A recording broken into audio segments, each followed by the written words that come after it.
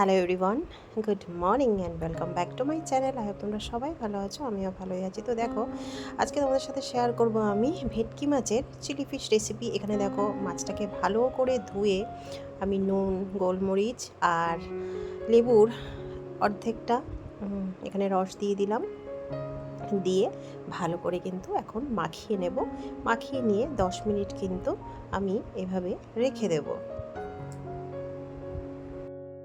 এখানে দেখো, নিয়ে নিয়েছি একটা ক্যাপসিকাম আর পেঁয়াজগুলো আমি কিন্তু এখন কেটে নেব, ততক্ষণে মাছটা ম্যারিনেট হবে। তো দেখো, পিস পিস করে কেটে নেব, ছোট ছোট করে, আর তার সাথে পেঁয়াজটাও কেটে নেব। তো দুটো কাটা হয়ে গেলে ধুয়ে রেখে দেব।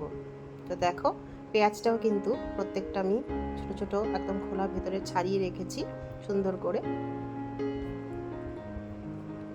এবার দেখো, ম্যারিনেট করা মাছটা, তার মধ্যে কিন্তু আমি আবার ময়দা, কর্নফ্লাওয়ার, আদা আর রসুন পেস্ট দিয়ে দিলাম।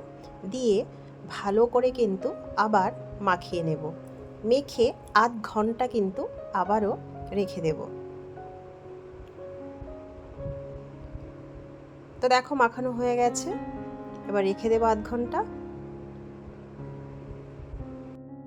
এবার দেখো, কড়াইতে সাদা তেল দিয়ে দিয়েছি। তো তেলটা গরম হয়ে গেলেই আমি কিন্তু ম্যারিনেট করা মাছগুলো ফ্রাই করে নেব।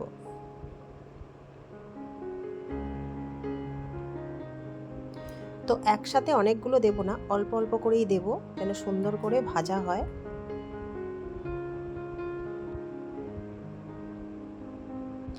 তো দেখো, এক পিঠ প্রায় হয়ে এসেছে, হালকা ব্রাউন হয়েছে, কিন্তু এগুলো কিন্তু লাল করে ভাজতে হবে। খুব একটা শক্ত যেন না হয়, আবার খুব নরমও না থাকে, তবে লাল করে ভেজে তুলে নেব।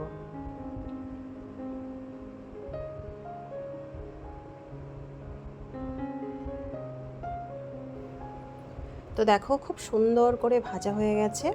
তো এবার আমি তুলে নেব। তুলে নিয়ে আর যা আছে সব কিন্তু ঠিক এইভাবেই ফিশগুলো ভেজে নেব, নিয়ে তুলে নেব। আর তেল অনেকটাই আছে, তো যেটুকু তেল আমার লাগবে সেটুকু রেখে বাদবাকিটা কিন্তু আমি একটা বলে তুলে রেখে দেব। তো দেখো, সব ভাজা হয়ে গেছে।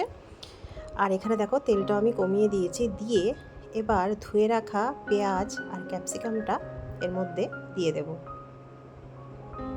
এবার ভালো করে নাড়িয়ে চাড়িয়ে হালকা ফ্রাই হবে, খুব বেশি কিন্তু ফ্রাই হবে না, তাহলে কিন্তু খেতে ভালো লাগে না। তো দেখো, হালকা ব্রাউন একদম হয়ে গেছে। এখন কিন্তু আমি সসগুলো দিয়ে দেবো। আর কী কী সস একটু দেখিয়ে দিচ্ছি। তো এর মধ্যে দেখো, টমেটো সস আছে, চিলি সস আছে, সয়া সস আছে, আর আছে একটু লঙ্কার গুঁড়ো আছে, আর কিছুটা কাঁচা লঙ্কার গুঁড়ো আছে। কাঁচা লঙ্কা কিন্তু ফেরেও দেওয়া যায়, অপশনাল, যে যেটা পছন্দ করে। তো ভালো করে আমি মিক্স করে রেখেছি, এবার কিন্তু এটা ঢেলে দেব।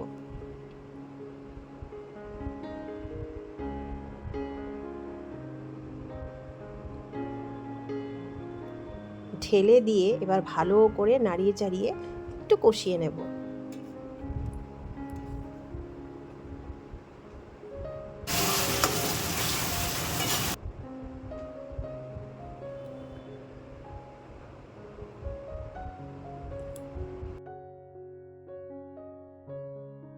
এবার দেখো, ফিশগুলো, ফ্রাই করা ফিশগুলো সব ঢেলে দিয়েছি। দিয়ে ভালো করে কিন্তু আমি মশলার সাথে আবার কষিয়ে নেব সুন্দর করে।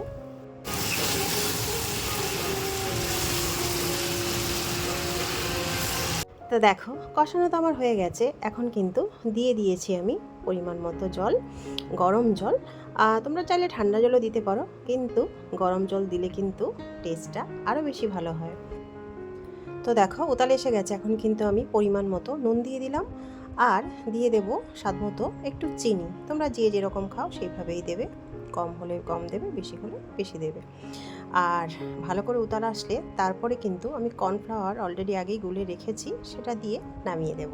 তো দেখো, খুব সুন্দর করে উতালে এসে গেছে।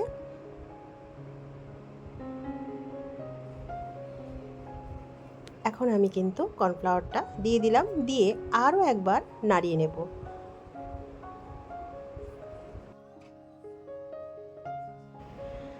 তো দেখো, আমার চিলি ফিশ কিন্তু একদম রেডি।